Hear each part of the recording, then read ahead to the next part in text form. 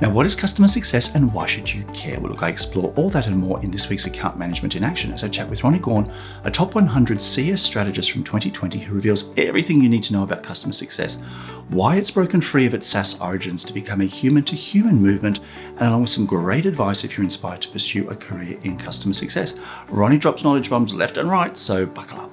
So, Ronni, hi, welcome to Account Management in Action. It's been a long time coming, and I'm so excited to have you here to talk about all things customer success. So, welcome. Thank you so much, Warwick. I'm excited to be here too. Terrific. Well, let's just dive right in. Customer success. How did you land in a career in customer success? Yeah, well, I think like most people in customer success, it wasn't a linear path, right? A little bit more like a roller coaster, jungle gym, as they say. Yeah. And really, it was an evolution. So I started my career in media, and I took the things from media that were interesting to me that I enjoyed doing, which was really back then called account management.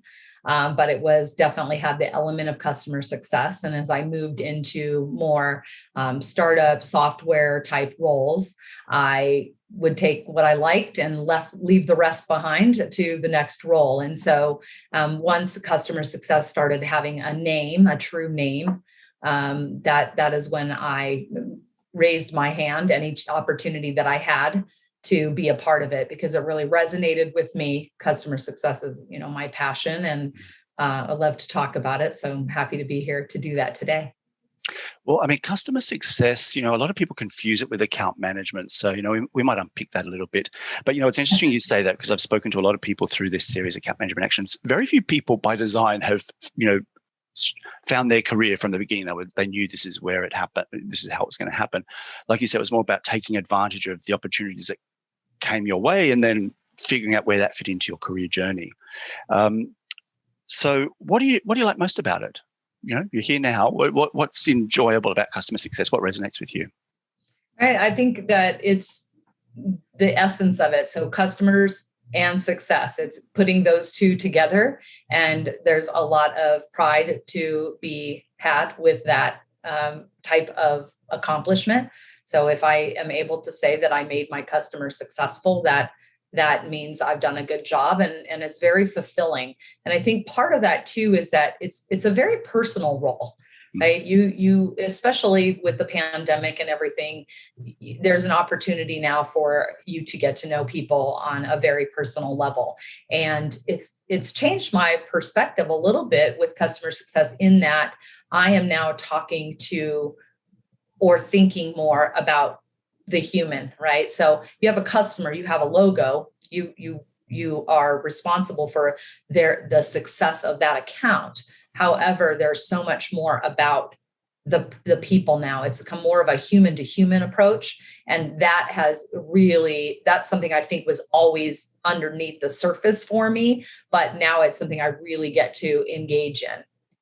Yeah, it's interesting about, customer success has been born, I guess, from the SaaS space, and often has been thought of like as that, just get more people to use our stuff. But like you say, it's actually deeper than that. And I love that idea about it being human to human and bridging the gap between the technology and how people use it and embrace it and engage with it. I think is one of the exciting things about customer success. What do you think? That's definitely true. And I think we have moved beyond, just how you might use a solution or a tool, an app, et cetera. It's not just how you explain that to a customer or to that human. It's really about why. So why should I be using your solution? Why are you changing the way I do my job? How is that going to save me time, money, and effort, right? And I think also one of the things that I try to do is also with the human, and this isn't a new thing for me, but certainly more prevalent now, is to understand what is going on with that person. So what are they incentivized by? What are they looking forward to in the next quarter, the next year? What is important to them? What are they being measured on? How can you partner with them to get them there? Yeah, I think a lot of people might wonder, well, how do you humanize technology, and how do you turn that experience into something more than just a click or a transaction? And I think that's a great way to start, isn't it? Just putting the people you are involved with and engaging with at the center of that conversation. It's not really about the technology in the end, is it? No, and you're not always able to speak to every end user, but you certainly can encourage your champion or your representative at the account to run surveys and different things to gather data around what is important to those end users. I think that's pretty powerful. And then the other thing too is asking your customer about their customers. That's an important piece too. Yeah, and so few people do that, thinking about where does their product or service end up, and how does that get used, and then how kind of reverse engineering that back to your part in that. I'm interested to think, just the way you were just sort of mentioning about not being able to engage with every end user, which is obviously very true. From my experience with customer success, a lot of people find it challenging to be strategic and talk about the overall opportunity of customer success and where to from here with the platforms that they're deploying versus the challenges of rolling it out to the end user. There's the start is like, what are we going to do with it? Where do we want to go with it? But then you also have trying to get people to use it.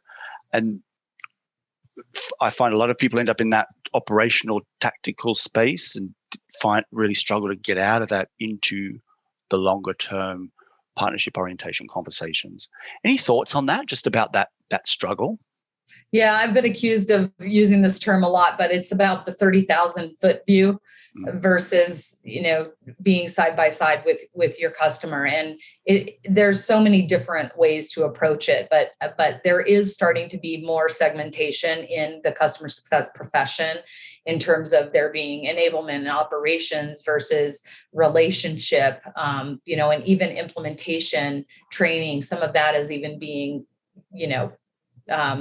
segmented out. And I think that's how that's being addressed, or people are at least talking about that in the CS community, because it is an important point. You can't be everything. Although I will say that customer success at one point, in a lot from my experience and from my just observation, customer success has often been the catch-all. And so it's very, I think, part of the revolution I like to talk about of customer success, in that, we're maturing into that and saying, okay, it's very similar like sales. You have a BDR and an SDR, right? And then you move into maybe the account manager, AE role, that sort of thing.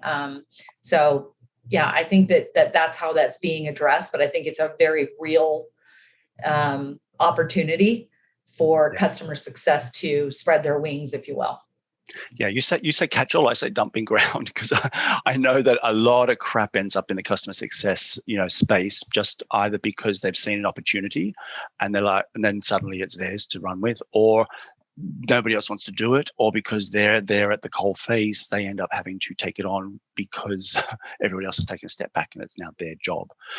So I think that's interesting. I talk to a lot of people about, if you want a job craft, or if you want to redefine your space, you've got to find somewhere else for it to go.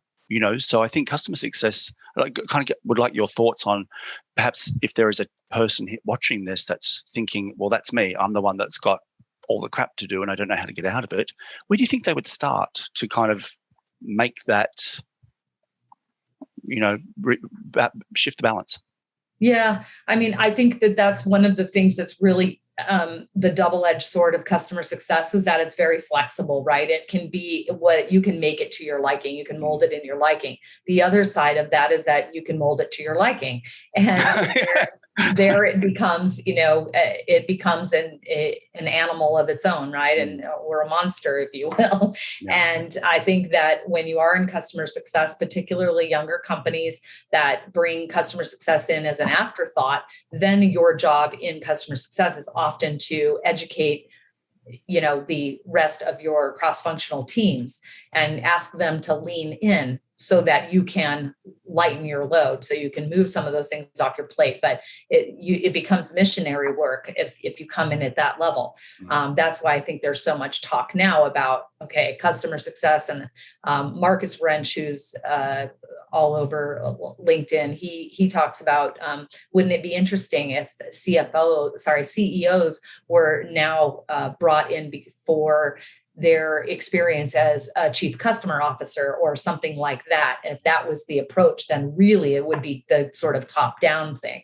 So folks who are in the role and do feel like they are kind of the dumping ground, I think it's very important to take a step back and see where it makes sense for some of your responsibilities to go to other teams and have a plan, right? Don't just be, oh, this is just too much. Everything's on me, right? Have a solution, have an idea, have a plan, right? And present that. That would be my suggestion. Yeah, it's good advice. And from my part, I think part of that is also knowing where the boundaries are or setting some boundaries, because it's very easy in the end goal of trying to please a client or to get a result where you say yes to everything and lose sight of actually kind of the limitations of that. You can't, yes, ends up with lots of scope creep and doing a lot of things that actually you just don't have the bandwidth to kind of take on. Right.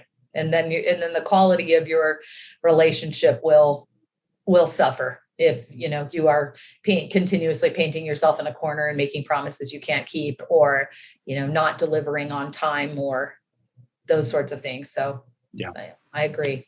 What's sort of like your, if you could describe your sort of approach to customer success, like your philosophy or your point of view, how would you describe it?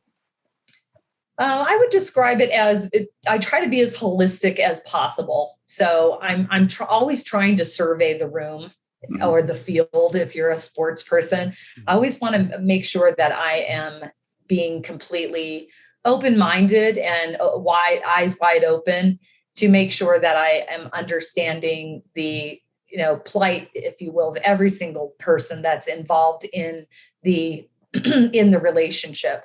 So that would be one thing. And I always talk about this. I stole this from somebody years ago. I don't even remember who it was, but I call it habitual prospecting.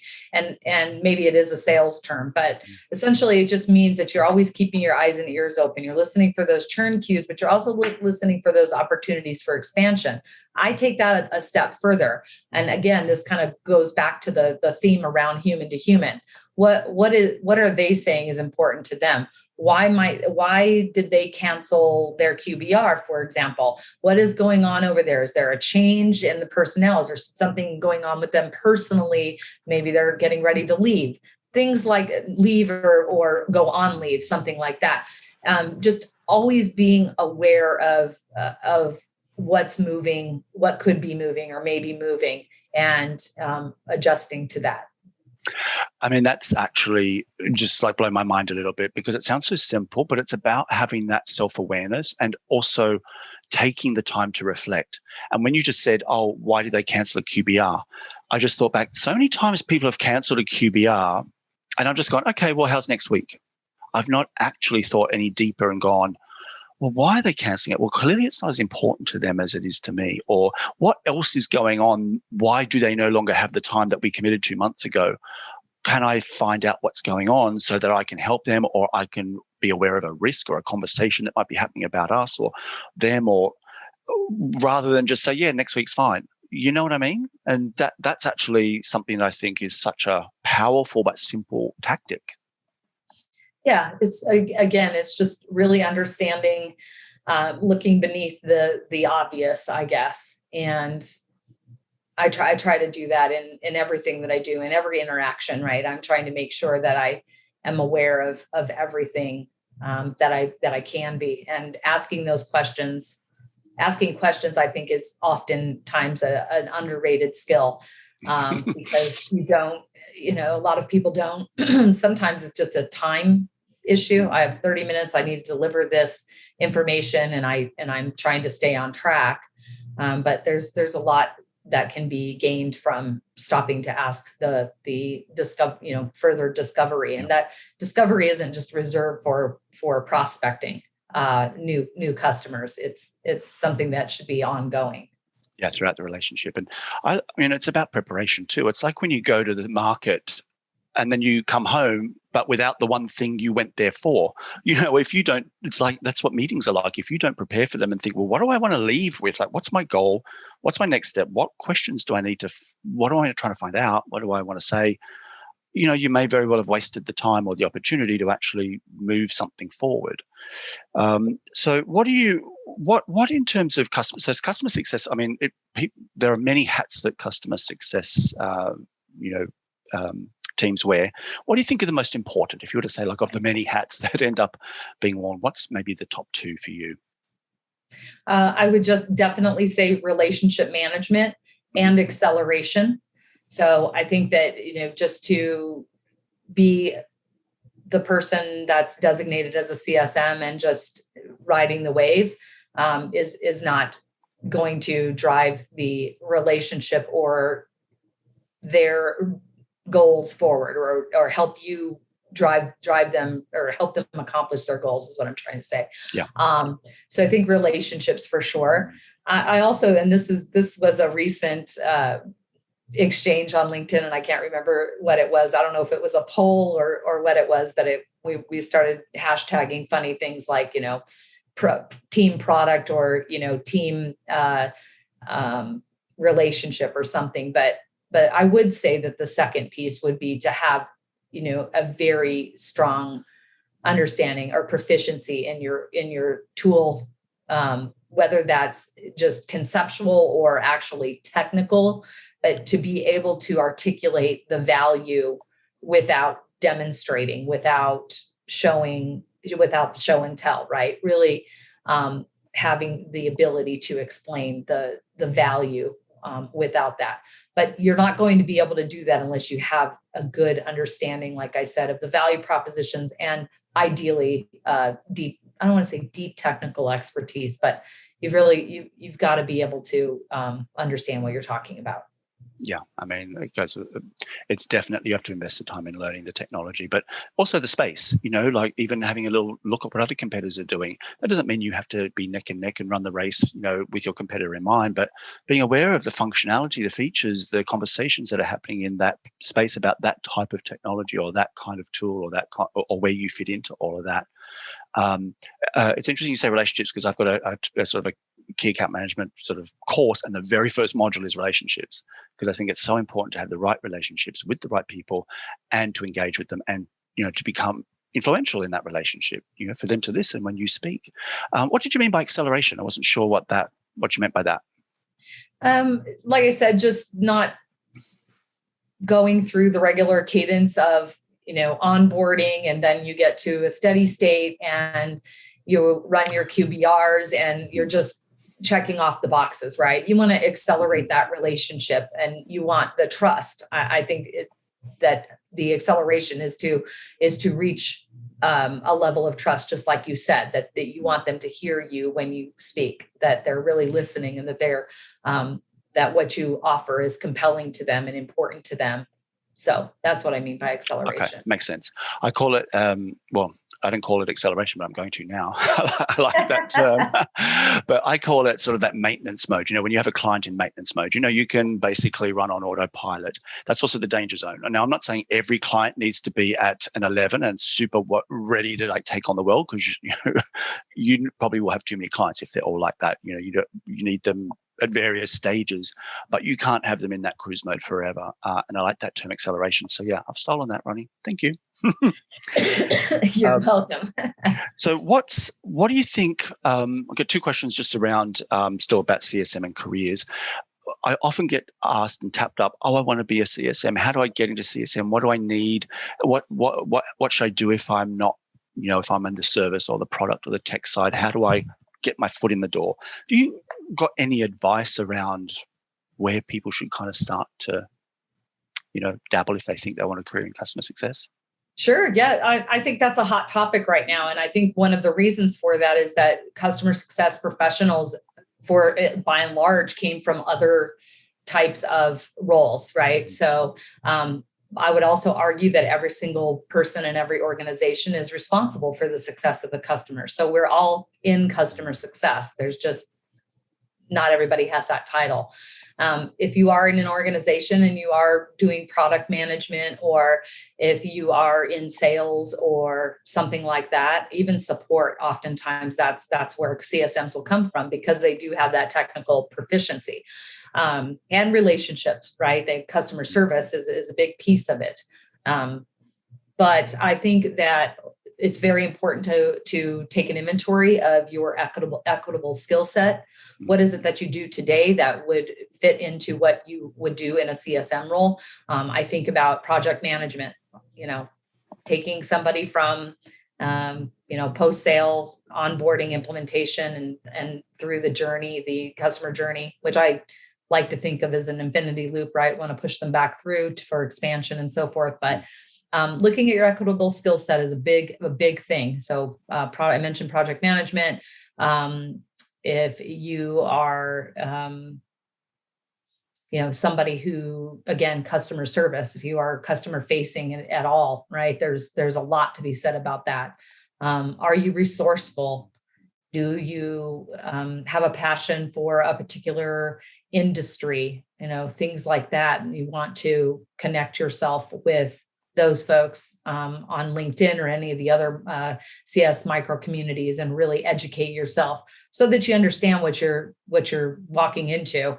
I think that, again, going back to the double-edged sword, that you can mold it to your liking and you can mold it to your liking. A lot of times the CSM role, or just customer success roles in general, are arbitrary. And so just make sure that you are aware of the expectations for pursuing that. So, and I think it's a good idea. Sorry.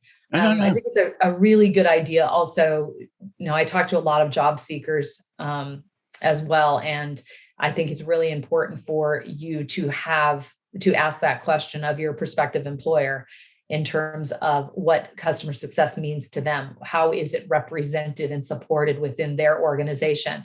If that does not resonate with you, if that is not something that makes sense to you, that may not be a good fit for you.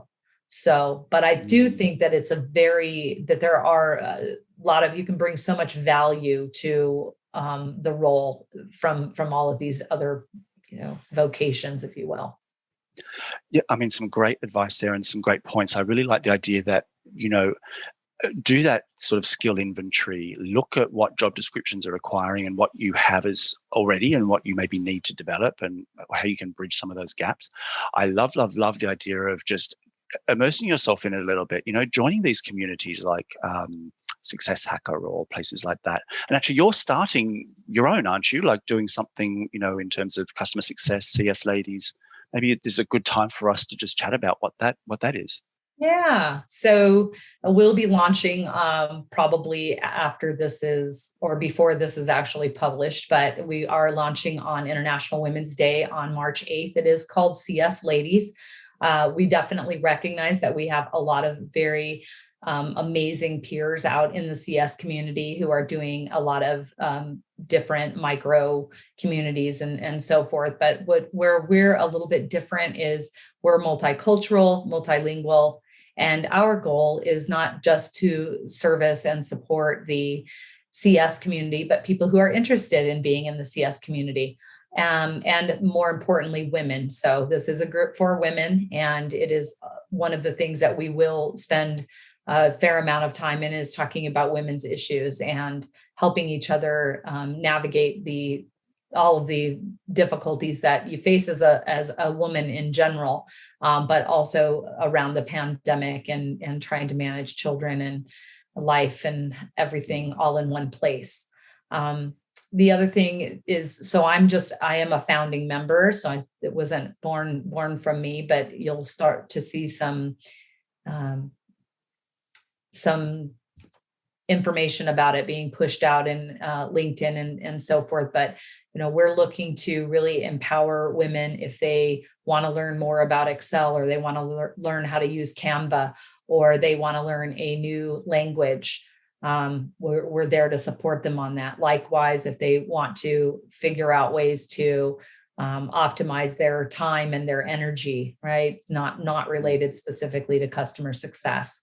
just letting them have a place where we lift them up. And then the third thing really that's a big part of it, a big passion of mine, is to bring all of those amazing women out there, give them a voice and give them visibility and help them improve in whatever ways they feel that they need to.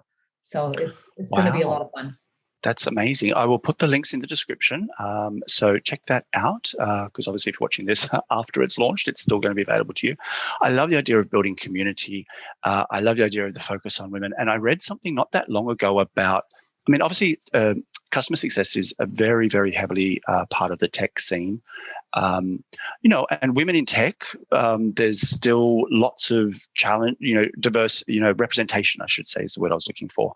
It's a great place to sort of be able to talk in a safe place about some of the challenges, not only, in customer success, but as you say, I love that it's, 360 holistic. It's like, where do you need support and how can we help that, which may be a counterbalance to success in, customer success or some other area of your life that, we can kind of help shift the scales in the right way so that you get what you need to be successful. So that sounds really exciting. So congratulations on being a part of that and a founding member. So yeah, look forward to hearing more about it.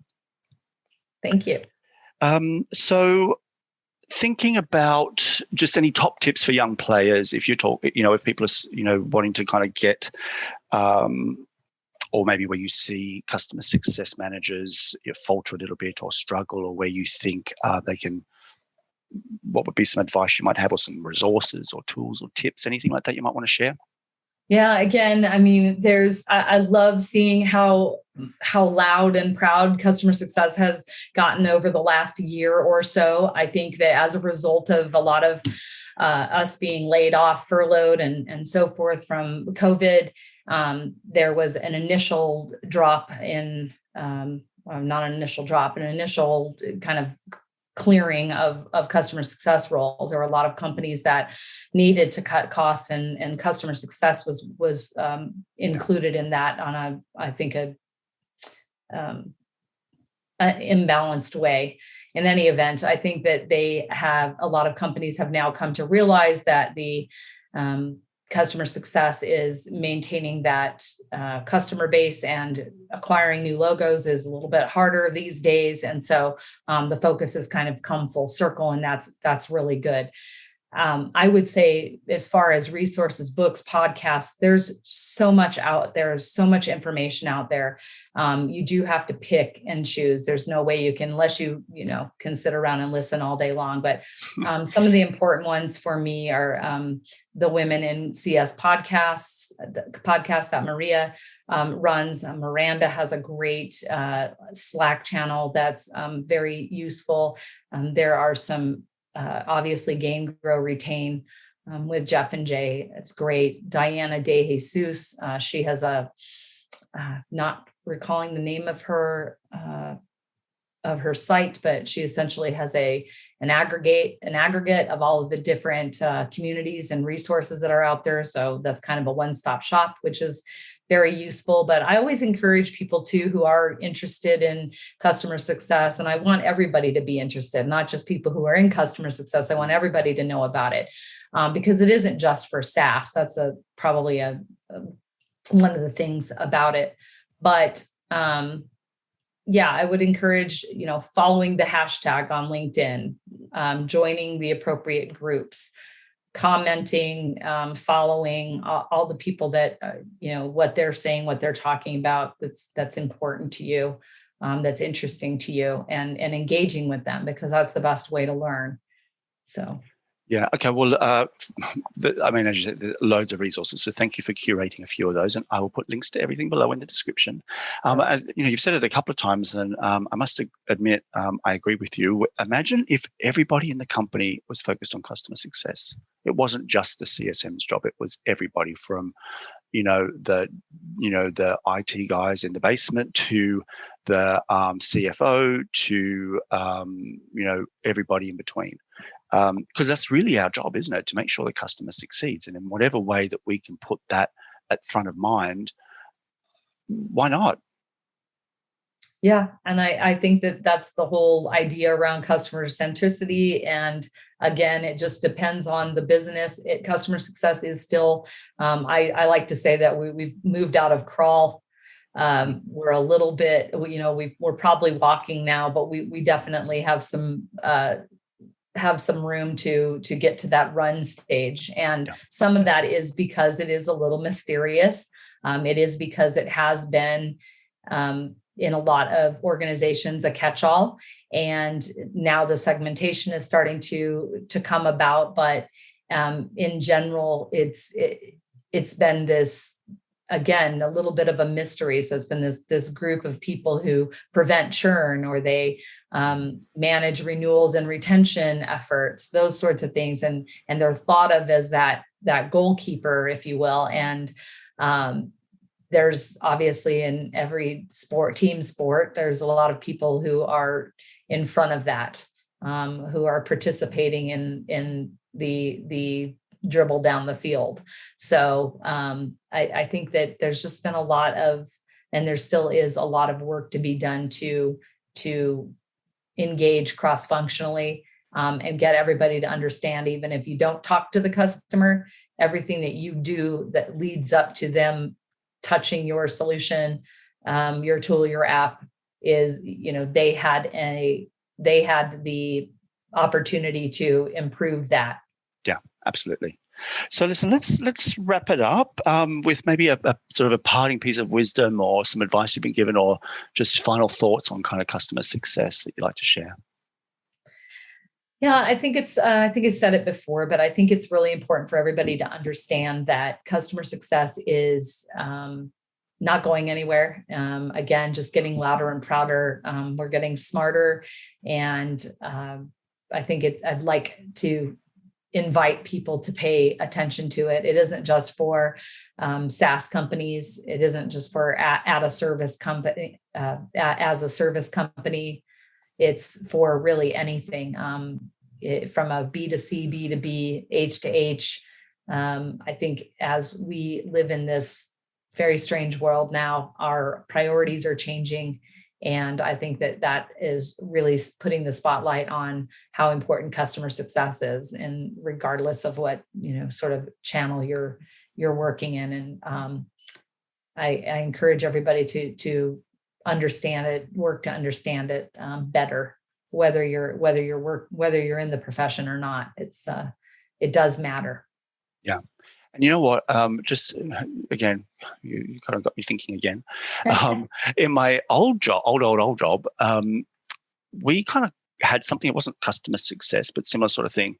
And even though we weren't a technology company, and it wasn't, but there were technology elements. The client had self-service reporting. They could do certain things themselves. So even while we had a robust customer service team and a lot was transacted by phone or email, there were still elements of the client needing to know how to effectively use all of these elements together, or what was fit for purpose. Should they go here? Should they go there? Should they do this? How did it all work? How was it optimized? How did that come together in a way that made sense for them? So I would actually encourage you, if you don't have a customer success team in your organization, why not? Go start talking, maybe start the conversation about what that looks like. It might be arose by any other name. You might be calling it something else. Or maybe you haven't really started to focus in on the fact that, that's just a SaaS type job. That's not for us. We're high touch. Well, you can still have customer success even if you are white glove, platinum service, gilded, velvet, cushions, whatever you want to call it. You know what I mean? Right. I totally get that. Right. It's been, it was born in SaaS. So I think that's why there is the perception that there's a lot, it's transactional. But again, it is applicable, I would say, to any and all businesses. And I'm thrilled by that. Yeah. Well, keep on rolling, keep accelerating. Well, listen, thank you so much, Ronni. Everybody, please check out CS Ladies. I'm going to link it down below. Great to have you on Account Management in Action. I really appreciate your time and the wisdom that you shared with us today. I really enjoyed being here. Thanks, Warwick. Bye. Bye. So, What do you think? Ronni shared so much great advice and insight. My biggest takeaway was the notion of everyone in the organization being responsible for customer success, not just the CSM. And I also love the idea of human to human and moving beyond how your customers use your solution to why they use your solution. Very powerful stuff. So listen, drop a comment below. Let me know what your favorite ideas were. And don't forget to check out CS Ladies. Also, don't forget to like, share, and subscribe. And if you'd like to be my next guest on Account Management in Action, then send an email to hello@accountmanager.tips and let's talk. All right, look, until next time, heroes.